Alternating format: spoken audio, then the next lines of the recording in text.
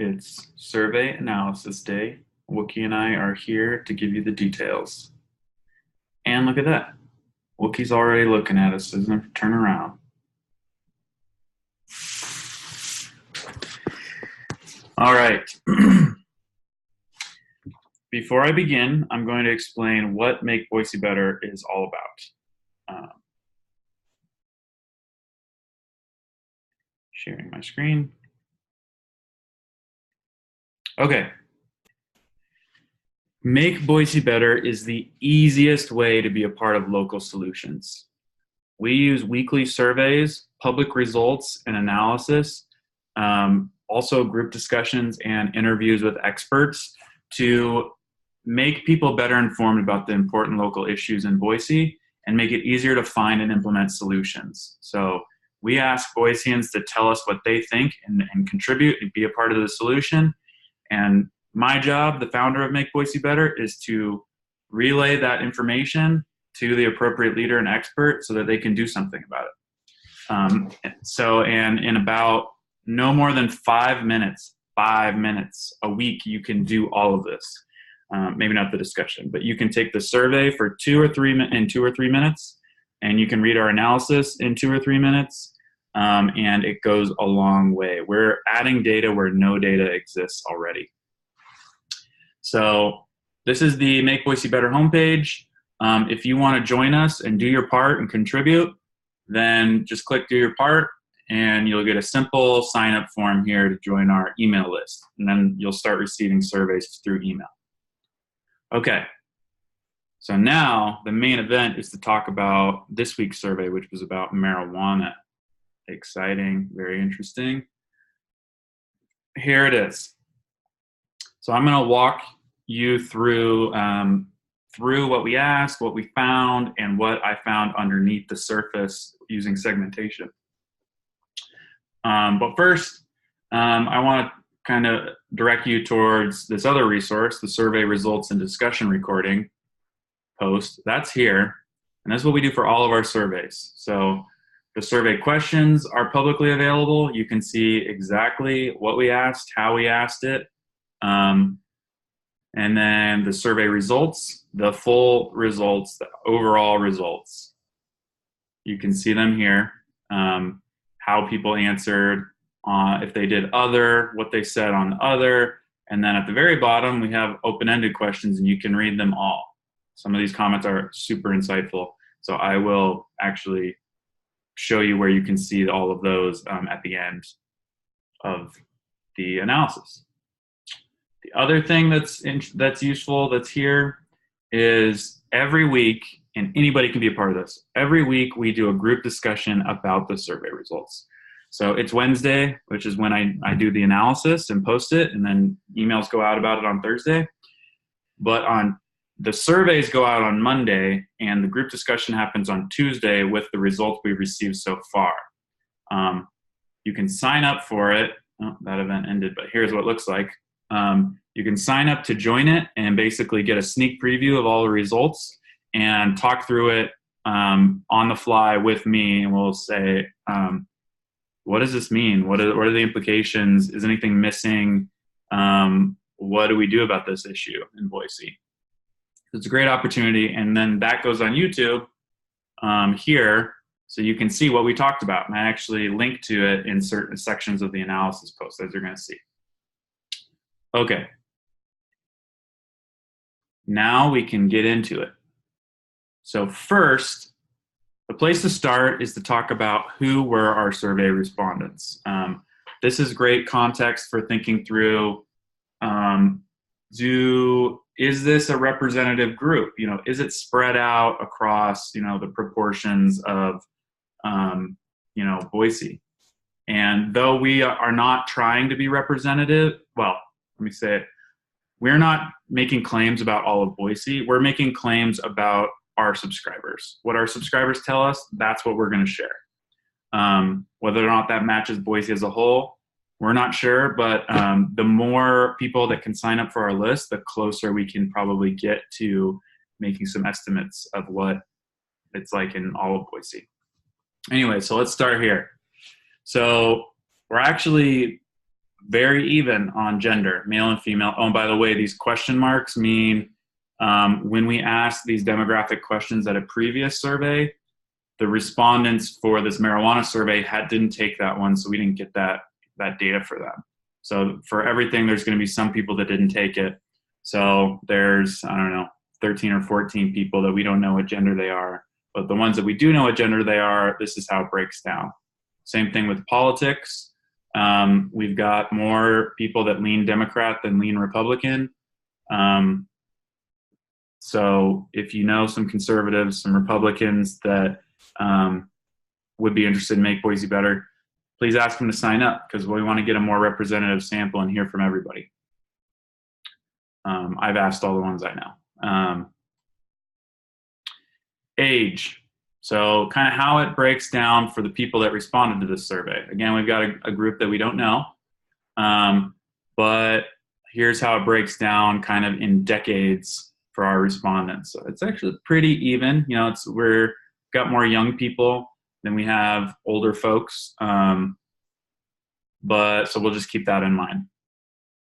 Anyway, so now that since we're going to do segmentation, I've kind of looked through these demographics, and the one that I'm going to be focusing on is age. Age is a good one because we've got a pretty good spread on it. And when I looked into it, there were actually some interesting differences across age groups. Male and female, we've also got a good spread, but actually they responded more or less the same on these questions. So that wasn't as interesting. All right, first question. Well, the first headline, let's say, young people are more experienced with marijuana. So this is a question we asked. How many times have you used marijuana in your life? This was to kind of gauge, are we getting responses from people that have used it before? If out of our 60 respondents, we saw that 55 of them had never used marijuana, maybe then that makes me feel not so great about our results. So like how they answered about these other things, that doesn't feel like it'd be as interesting as if we had a mixture of people that did use marijuana and don't use marijuana, which is actually what we have, thankfully. So we've got, I'd say, roughly thirds here. We've got a third that is very experienced with marijuana usage. They've used it more than 20 times in their life. We've got about a third that have never used it in their life. And then we've got kind of another third here, which has used it somewhere between 1 and 20 times. You know, well, 11 to 20 might feel like heavy usage, but I'm just going to group those together. So we've got a good spread here. We've got some heavy users, or some very experienced, somewhat experienced, and not experienced at all people. Yeah, side note, whenever we ask like very personal questions that maybe only your doctor would ask you, all of our questions are required. You can't just skip some. I always like to give an out, prefer not to answer. That's if you're like, I don't feel good answering, but I have to answer if I want my point of view to be recorded. So that's that. So I actually thought that was going to be a lot bigger percentage. I thought maybe that would be 15, 20%, something like that. People that wouldn't feel comfortable saying. I mean, it is an illegal substance in Idaho after all.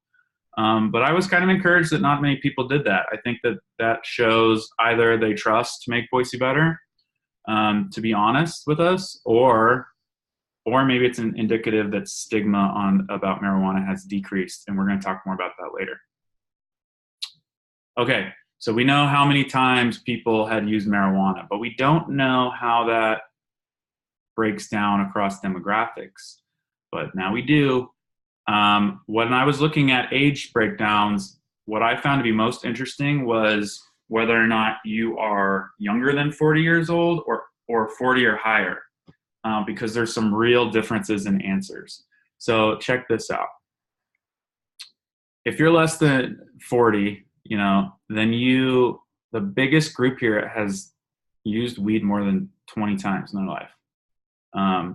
Second biggest is never, but it's about half of the group that said over 20 times. Compare that to over 40, which is kind of the inverse. Most people have said never, and then about half of that said over 20 times. So that's a pretty big difference if you ask me. That's showing that the young folks are more experienced. So we're actually going to use this kind of age breakdown for a bunch of other questions, and it's going to be interesting. So, by the way, I link to our group discussions with these links so you can check out how Fred and I discussed it. Fred, what's your take on this chart? So we won't go through the answer, but whenever I'm discussing a chart, and you want to see like what kind of came up in our discussion, because we actually go through it like in more depth and detail than I can do just writing here, you can check those out. All right, let's move on. Next headline. Young people use more regularly. Okay, so what's the difference? Experience versus frequency. That's what we're talking about here. So before we found out who's used weed a lot in their lives, but this kind of helps us get a sense of who's using it regularly now, because you could have used it a lot in the past, but now you never use it. Like you're over with that. It's not a part of your life anymore. So the distribution, don't sneak ahead to the age breakdown. I know it's exciting. So the breakdown here showed never was the biggest. People that never use weed anymore or marijuana anymore. But you remember we had a really big bar for over 20 times. So maybe we would expect that those people would all still be using weed again and frequently. So then we would have a bunch of respondents in this category. Not exactly true. So what we kind of have here is a bunch of people that are half the people that don't use it regularly anymore. A significant group that uses it weekly or monthly. And then like we've got an occasional group here. So that's kind of how regular use breaks down. Now let's look at age. So this one is another interesting one. If you're over 40, you are very likely, at least from our group, to not use weed anymore. Even if you used it a lot in the past, you're done with it. That's kind of like what I'm calling the quote crazy thing that I did in the past that I don't do anymore. It's not the same if you're under 40. Never is still fairly represented, but actually occasional use is higher. And there's quite a few people that use it every week. So I combined these ones every day, a few times a week, and about once a week into weekly. So I'd say these guys are pretty regular. And that's not as many compared to this group. And then this is the occasional, which is big, and then never, which is much smaller than 40 plus. So, okay, it's a bigger part of their lifestyle. Maybe they have more positive feelings about it because they're not like, just a crazy thing that I did, I regret it, or maybe I don't regret it, but that's not part of my life anymore. You're more like, this is a part of my lifestyle. I'm continuing to do this. Okay, next headline. Young people use more for medical reasons. Interesting. Let's start with the overall. So next we asked, like, okay, when you use marijuana, what's the primary reason? Because there's medical applications. A lot of people believe marijuana is great for pain, relieving stress, anxiety, helping sleep. There's also like the other way, getting high, partying maybe, the recreational use case. So it actually turned out we were in thirds again. So we got about a third that says, I haven't used marijuana. They still haven't. And then you've got about a third that say they get high. Actually, there's a few of the others I think apply to that one. So I'm calling that recreational. And then if you add up all these ones, relieve stress, relieve pain, and for sleep, you got about another third. So we've got a variety of use cases here on how people use marijuana. And Interestingly enough, if our favorite age breakdowns right now tells an interesting story to me. So, um, we already know there's this big group that hasn't used marijuana in the 40 plus. Um, but what I'm interested in here is those medical use cases versus recreational. So I think a lot of people that are anti marijuana want to write it off as it's just for getting high, it's for hippies, degenerates, smokers, lazy people, no goods, whatever. Um, and they and maybe they're like, yeah, okay, sure. Maybe some people use it for medical and they're not, worthless. But the recreational people, like, that's what everybody uses it for. Not true. Actually, in both age groups, medical reason was significant or notable. And believe it or not, the young people actually used it more for medical, or said they used it more for medical use cases than for recreational. Which I think those people that want to write it off as like they just want to get high would especially think that young people are doing it just to get high. But they're actually using it more for medical than are the older folks. So, not true. Okay. There is less stigma now. So we asked, like, does marijuana have more or less stigma associated with it than 4 years ago? Kind of an arbitrary number, but not too long ago, but not too close either. And our overall results here show um, pretty much everybody says less stigma. Nobody says more stigma. The people that are kind of bucking the trend are only saying it's about the same. Um, and if we look at the age breakdown, it's more or less exactly the same. So cool. We're not disagreeing on everything across age groups. That's great. Now let's do the next thing here. What about health benefits? Turns out there's strong agreement on health benefits too. So we asked, do you think marijuana offers legitimate health benefits? And we've got, I don't know, close to 90% here that say strongly agree or agree. Cool. So there seems to be some consensus there. There are a few people, unlike the stigma one, you see everybody's in less stigma, and we don't have like a few dissenters that say more stigma. We do have a few that say a little bit more, or that say disagree health benefits. So when we break that down, we pretty much see those are all in the older group. All the young people consider that there's health benefits or they're not sure, versus, still most of the people in the older group agree there's legitimate health benefits. But if you're disagreeing, you're likely in this older group. So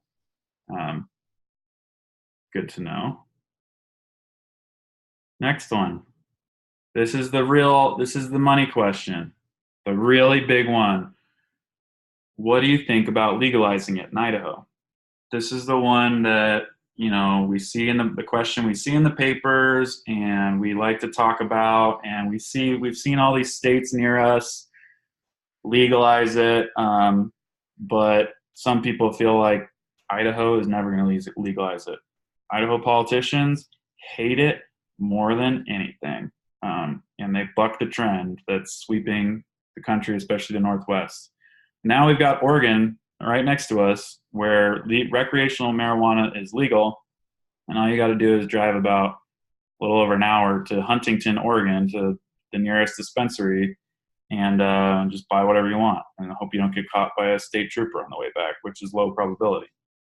And even Ontario, Oregon, which is even closer, I think has a ballot measure to legalize it there. So maybe your drive's going to get even shorter. So anyway, let's talk about it. We didn't ask only about recreational marijuana. We asked about kind of three different ways of using marijuana. And these are kind of the ways that you see discussed, and Politicians will talk about this, and they kind of consider these somewhat separate. The first one is CBD oil. So that's the non-psychoactive compound in marijuana. That's one that doesn't get you high. It just relieves your pain or your anxiety or stress. It's more like a medicine. The next level here is medical marijuana. So that's basically where you can buy whatever kinds of marijuana you want, but in order to qualify for that, you need basically a doctor or a physician's recommendation. Otherwise, you can't. Not anybody can just go walk in and buy whatever they want. That's the last one, recreational, where it's assuming that you and not anybody. All these scenarios, I think, probably have an age requirement. Can't remember what it is in Oregon and Washington. It's 18 or 21, but it'd be more like drinking or smoking. Like if you want to go do it and you're of age, you can walk in. They'll check your ID very closely, and you can get what you want. You can, whether you want to use it for medical purposes or recreational, doesn't matter. Okay, so what did we find? We found that CBD oil and medical marijuana were super popular. Tons of strongly approved votes here. Some approves, very few disapproving. And these are weighted together. CBD oil is more approved with the weighted average than medical marijuana, but just barely. So they're like kind of considered, I think people think of them on the same plane. Recreational is a bit less. However, it's still pretty popular. A lot of people approve of it. A lot more people approve of it than have used it. So there's people that have never used marijuana that approve of legalizing it. So there's still a lot of strongly approves. There's some approves. We're starting to get a few more disapproves, and there's 8 strongly disapproves. Okay. So most people are approving of it, though less people approve of recreational. Let's break that down again. Check this. I think this is the biggest finding of the survey. Nobody in this under 40 years old group disapproved of recreational. The most open, most accessible form of legalizing. They were strongly in favor, and also approving. We had a few that weren't sure, or like that they're kind of meh, they're neutral. But nobody said no. Nobody said I disapprove of legalizing this. Compare that to the older group. There's still a lot of people that strongly approve and approve, but you've also got this big strongly disapprove group. So that's where I think the headline is: only older folks want it illegal, and only some of them. So in our group, all the young people were like, yeah, bring it on. This is good. The older folks are like, a lot of them are like, it's really good. And some of them are like, no, it's really bad. But in our sample, it was very based on age differences, which is really interesting to me. Okay, that's all for quantitative analysis. Now we're going to shift to some of the open-ended comments, the qualitative stuff that I thought was really interesting. And I'm not going to go through all of these, but I'm going to highlight a few of the themes. Some of the themes are that alcohol is worse for you than marijuana is. And it's used, everybody's using it almost. It's like everywhere. Why is marijuana controlled so much more? It should be regulated like tobacco and alcohol, not like heroin, I can't remember what it's called, like a Schedule 1 legal substance, I think, or something like that. This whole idea of a gateway drug, people don't think that's legit at all. Stereotype that if you use marijuana, that means you're lazy. Not only is that not necessarily true, it's really kind of punishing the poor and discriminating against poor and minorities. I think we get into that again. talked about the tax revenue that can come from this. Like somebody else talked about, I didn't highlight this one, but Nevada got like $70 million in tax revenue in the first 6 months of legalizing it recreationally. Dang. There's some negative environmental effects of illegal grow operations. There's a lot of emotional and psychological benefits from using this, even if you're not like, even if you're not using this as like a major medicine. Like, I can't walk if I don't use marijuana, as opposed to like, you know, an opioid or something. Like you choosing to use marijuana instead. It can just really help relieve stress and manage, you know, some of the psychological aspects of life. This person compared it to like settling down with a glass of wine. Yeah, the health benefits, and how it's really helped this person's family members and in other states where they could get it. And then like the whole criminal thing, that we're spending all this money putting people in jail, oftentimes discriminating against minorities with these laws, and how that's a major drag. So hope this made you think. That's all. If you want to see our other analysis posts, check them out. We've got a new one every week on hot topics. Last week was about the government, trust in the government and transparency. Public transportation was before that. Affordable housing was before that. Environment, we've got some good stuff. And please, please, please, please, if you saw this and thought and appreciated it, and that it's doing a good thing in our community, and it's adding some facts that we can agree, like those are real facts. Let's talk about it and find some common ground and see what we can do to find better solutions. If that's something that's important to you and you support, please join us if you haven't already. More subscribers means we'll get more responses to our surveys. We'll have more impactful results and a bigger positive impact on decisions and discussions in our community. So please contribute, do your part, join us. It only takes a few minutes. Yeah, and here's the other thing. If you ever think that our survey results aren't legit because we're not hearing from the right types of people, like we didn't have as many conservatives as I would like in this survey, please join if you're like yourself, and please share it with somebody. Encourage other people that you know to get involved too. This is the easiest way to make Boise a better place, by making it clear what you think and what your neighbors think. It's easier for us to find solutions and to pinpoint issues that need resolved. So with that, thank you very much for your attention. Stay tuned for next week. We're going to survey on gun control. Dun, dun, dun, dun. Have a good weekend.